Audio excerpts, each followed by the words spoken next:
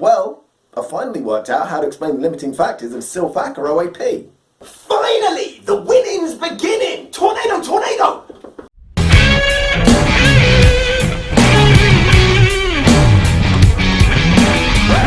Preach! Testify! The normal schedule setter system tells you that the ingredients of the training, the tools of your character, you put them together and you get the result. And everything's hunky-dory when the result's good. But if the result's underwhelming, you get a Mexican standoff.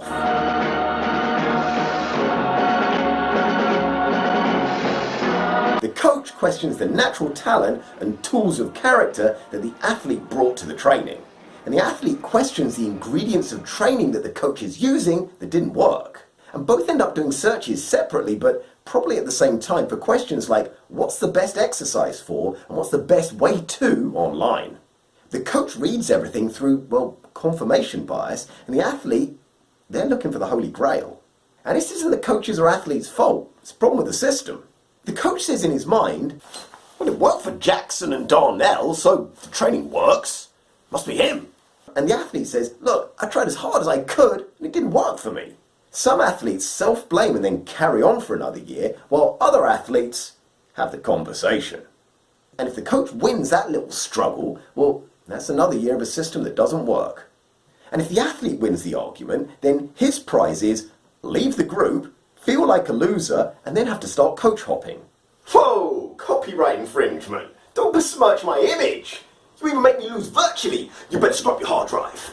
Now, coach hopping, that's a numbers and opportunity game. So now you're playing the lottery with your sports career. Good luck with that. And from what I've seen, this goes on year after year across the world in track and field. But imagine if there was a completely different way. Well, imagine no more, because now I present to you, cue the music, the 2017 new and improved training system. The SYL FAQA OAP. Training system. What? Words on a page? A graphic? Yay. Well, that took me a long time to work out. Let me try and explain it. Every athlete comes to you with greater or lesser degrees of the fundamentals at the top here. Sprinting is the most explosive version of gait and is the top floor of your own Trump Tower. Get in the elevator at garage level and go up to the lobby, which is pull. First floor is push, second floor is twist. You ride the lift all the way with that terrible muzak to the penthouse, which is sprint. Now, I've seen and been involved in so many circuit sessions in my life, and I realised after 18 years that what I was seeing was monkey see, monkey do. Coaches are setting the exercises, but they don't know why they're setting them beyond the general idea they'll make you fitter. Then they send those boys off to die in the weights room with the Nietzschean philosophy of that don't kill them will only make them stronger.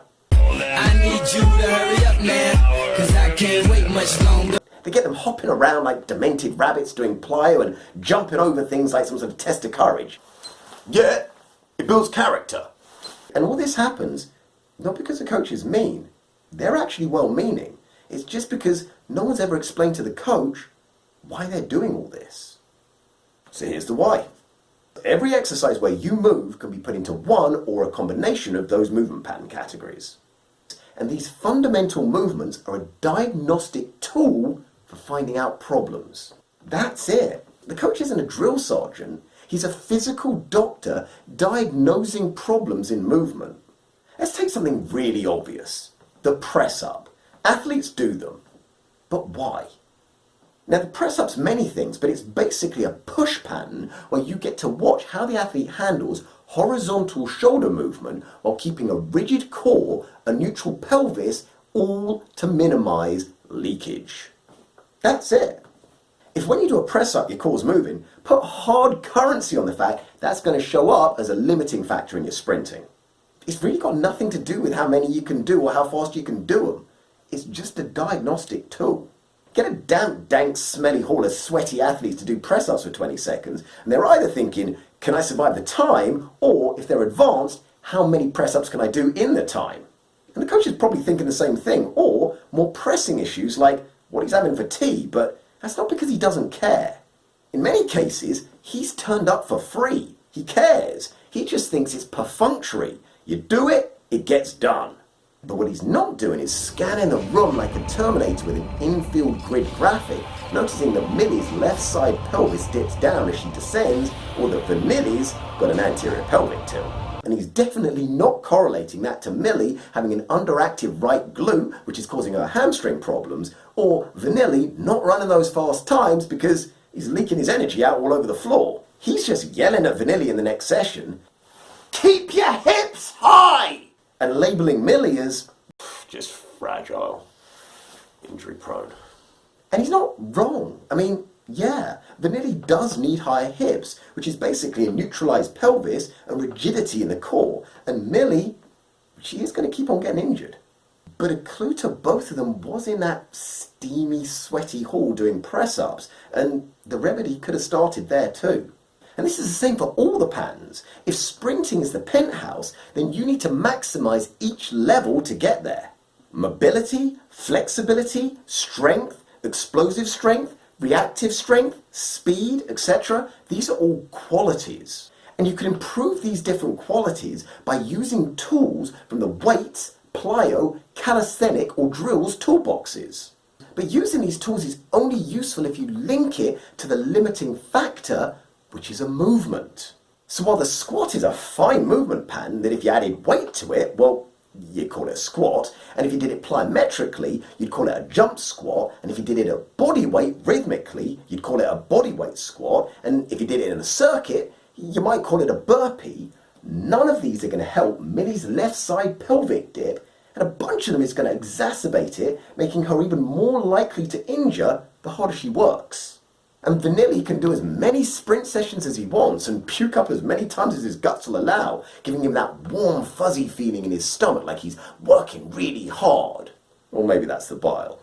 But it isn't going to rectify his anterior pelvic tilt. He's still going to be leaking energy everywhere. It's considered leakage. Leakage my balls. He's still going to get destroyed in races. She needs to focus her time, effort and energy on her rotational and lateral bend pattern for 2 to 4 weeks to solve that problem. Then she stops being injury prone. And he needs to spend 2 to 4 weeks focusing on re-neutralizing his pelvis. So how would they both do that? Go to the weights, plyo, calisthenic and drills toolboxes. But the tools that you choose from the toolbox were only selected because you've identified Millie's wonky pelvis and Vanilli's leaky core. She gets a spirit level, he gets a monkey wrench, and neither of them get a hammer. Next vid I'm going to explain the bottom part, so don't worry. Yeah, you're going to need to, because there's a lot of monkey business going on here. Look, I do realise that this is a slow process of me explaining all this, but on the upside, it's free. I did it for free like this because SYL FAQA works best when you're one-on-one, doing it full-time, living and breathing it for a while.